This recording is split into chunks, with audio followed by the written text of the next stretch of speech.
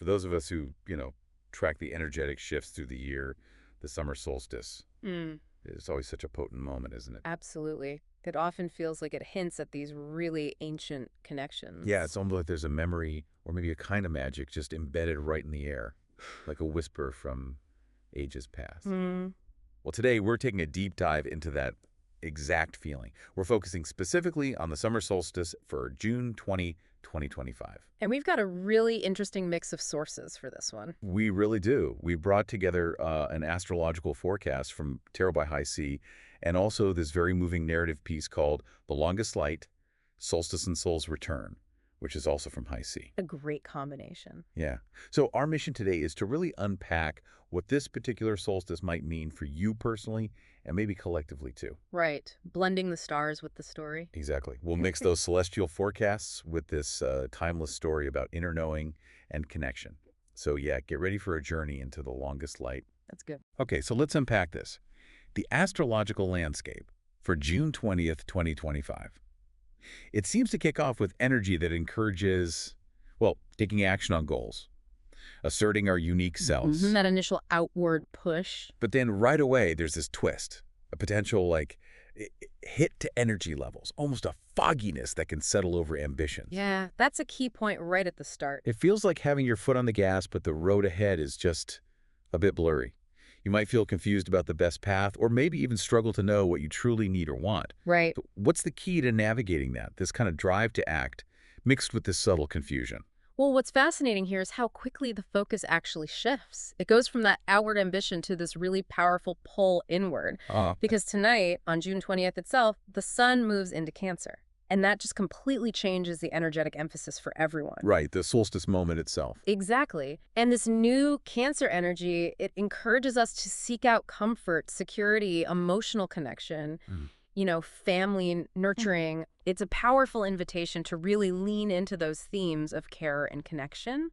But there's also a reminder to avoid getting hyper-focused on every single feeling that pops up or taking those passing emotions maybe too seriously. That makes sense, finding the balance. Precisely. Okay, so here's where it gets really interesting there. We have all these lunar movements happening on the same day, layered on top of the sun, shifting into Cancer. Yeah, it's a busy day astrologically. So we start with an Aries moon sextile the sun. And for listeners, a sextile means that harmonious, supportive flow of energy. Right. Easy energy. This aspect sounds like it brings a really wonderful sense of vitality, confidence, maybe an alignment between our inner selves and how we express ourselves outwardly. That definitely does, gives that initial spark. But then, the moon shifts into stable Taurus tonight.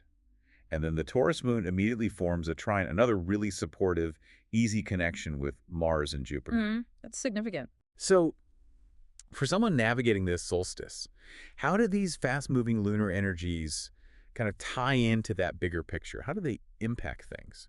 Well, they provide this crucial layer of, let's say, grounding and expansion to what could otherwise be a very emotionally sensitive day. Okay. That Aries moon harmonizing with the sun initially, that gives us that burst of vital confidence, aligning our inner drive with how we show up in the world. Right, that action-oriented start we talked about. Exactly. But then as the moon moves into the stability of Taurus, it helps to kind of ground those actions, make them more practical, more enduring. Ah, I see.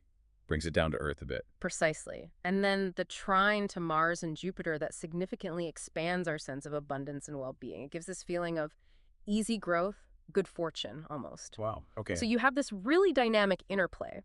There's an initial push for individual confident action, Yeah. then a deeper dive into emotional security, and then this practical, expansive grounding. Like a whole journey in a day. It really is a comprehensive journey from outward assertion to inward nourishment, all within a single day's astrological unfolding. So if we kind of pull back the lens now, Mm. we're looking at the entire period from June 20th to July 20th, roughly, with the sun in Cancer, as a significant shift in emotional power. Yes, it's not just the day, it's the whole season, really. Right. And this isn't just a day, it's a whole month where the energy encourages what the sources call cellular remembrance and ancestral awakening, alongside a rebalancing of inner polarity. Heavy concepts. We are. Now, for our listeners who know the topic, but maybe aren't deep into these specific spiritual ideas, How would you define cellular remembrance or ancestral awakening in a way that really brings it home for people? That's a great question. Okay, so when we talk about cellular remembrance, think of it like Yeah. our body's deepest knowing, a wisdom that resides not just in our conscious mind, but almost in our DNA, echoing experiences and truths from generations past. Like an instinctual feeling.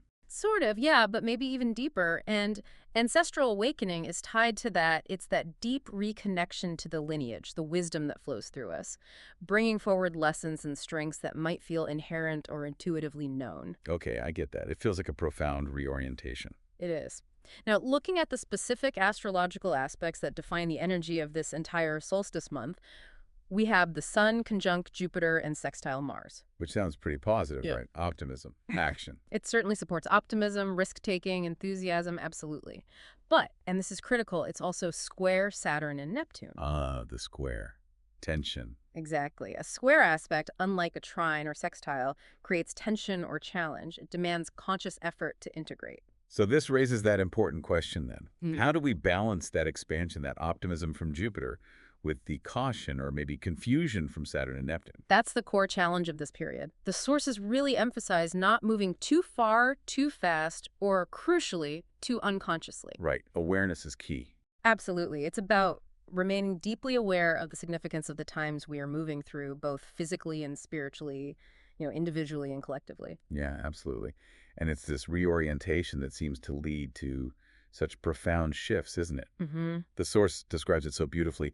Logic yields to emotion, force yields to intuition, and survival makes way for the restoration of the soul.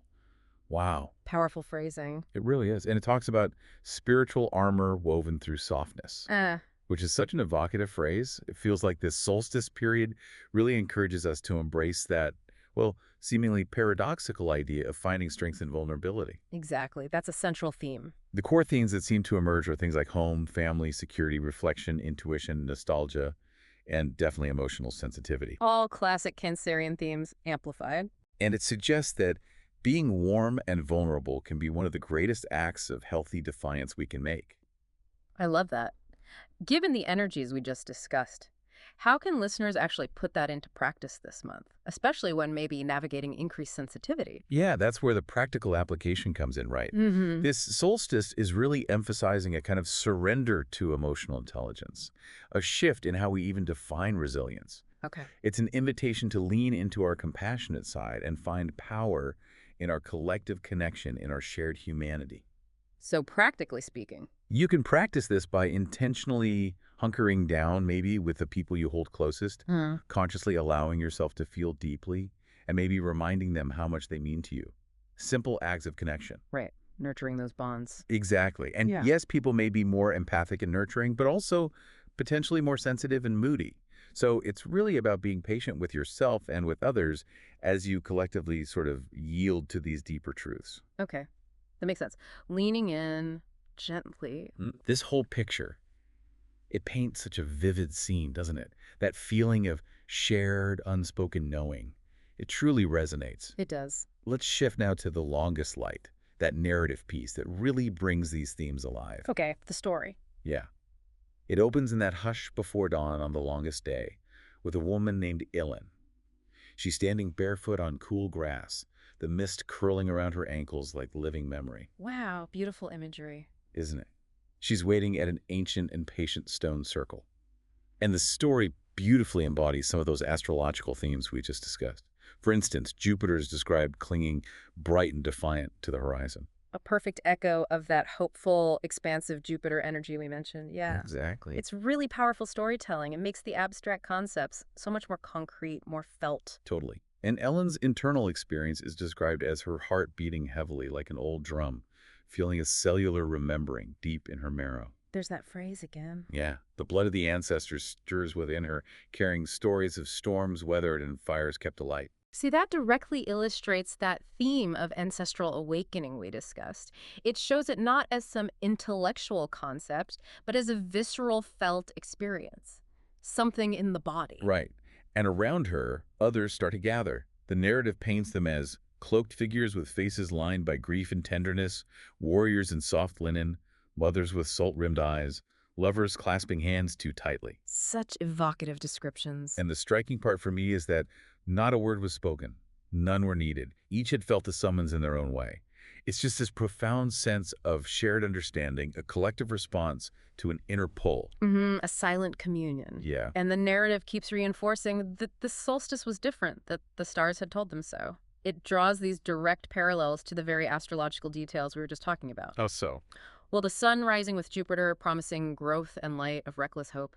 Mars kindling the fire in their bellies, just like we discussed. Oh. But Saturn's heavy hand pressed caution to their shoulders, and Neptune's dreams shimmered in the morning mist, tempting them toward illusion and escape.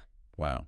It maps perfectly. It really does. The story masterfully weaves those celestial mechanics right into the human experience, grounding those complex planetary aspects in relatable emotions and actions. And Illen's personal connection is so key here. She dreamt of her grandmother, apparently as a fierce young woman at that very circle, with this murmured voice saying, "Remember, you are the thread child. What was, what is, and what may yet be." It's just a beautiful metaphor for continuity, isn't it? For being part of something larger. Absolutely. The connection across time.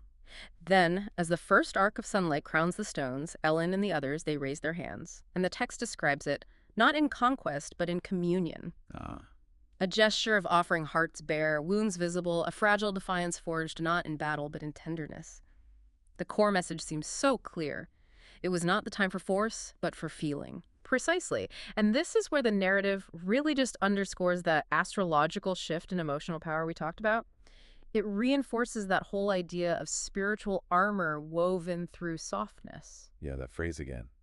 It sticks with you. It does. The story says the old ways spoke of polarity within the masculine sun and the feminine moon, the hunter and the healer, the logic and the longing. Right, the classic dualities. But now, in this turning, the balance tipped, allowing emotions like the ache for home, for safe arms, for softness to surface. And this isn't just presented as, a sentimental idea. It's framed as a profound rebalancing of internal energies. Emphasizing that quiet strength found in yielding rather than asserting. Exactly, finding power there. Then someone apparently began to sing. A low, broken melody. The words lost to time, but the feeling endured. The emotion carries it. And Elin felt a pulse beneath her feet as though the earth itself exhaled, and the stones shimmered not in magic but in memory. It sounds like this deep, primal act of communion with the earth itself. Yeah, a real grounding, connecting moment. And that connection leads to this powerful conclusion about what they would carry forward from that moment. Who was that? The warmth of one another's hands, the knowing that to feel deeply, to weep openly, to speak of dreams in a world that demanded numbness, this was rebellion. Wow. Rebellion through feeling. Exactly. And the sun rises, filling their eyes with 1,000 tiny suns, and they stand there, a circle unbroken, stitched together by the light of the longest day. Beautiful. And again, not in conquest, but in care. Not in silence, but in song. Not in isolation, but in homecoming. It's this beautiful vision of strength found in vulnerability and connection. Leading to that ultimate truth. That the soul, once restored, could light the way through even the longest night. And Elin smiles, seeing her grandmother's face reflected in those around her, signifying that the solstice had come, and with it, the remembering. Just, wow. That story really brings it all together. It really does. It makes those themes tangible. So thinking about our listeners, what's the core takeaway for your life, for your experience this solstice period? It seems it's not just about feeling more, is it? No, it's about understanding that maybe in a world that often values that overt outward strength, softness, and vulnerability can actually become your most radical forms of defiance and connection. Paradoxically building a deeper, more resilient self. Exactly. These insights really suggest it's a time to embrace those emotional shifts, find your strength and vulnerability, prioritize deep connection with loved ones. And really listen to your inner guidance, right? Even if it feels different from your usual logical approach. Especially then, perhaps, trusting that intuition. Okay, so we've taken quite a deep dive today into the solstice of June 20th, 2025. We've explored it as this time of profound emotional shifts, ancestral awakening. And that quiet, almost rebellious power found in softness, in home, and deep feeling, rather than relying purely on force or logic. Yeah. So as you move through these coming weeks, maybe a question to ponder is this.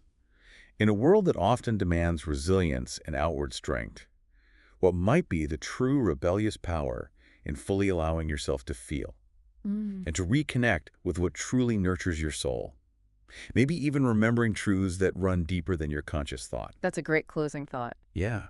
We really encourage you to just observe how these themes might manifest in your own life in the coming weeks.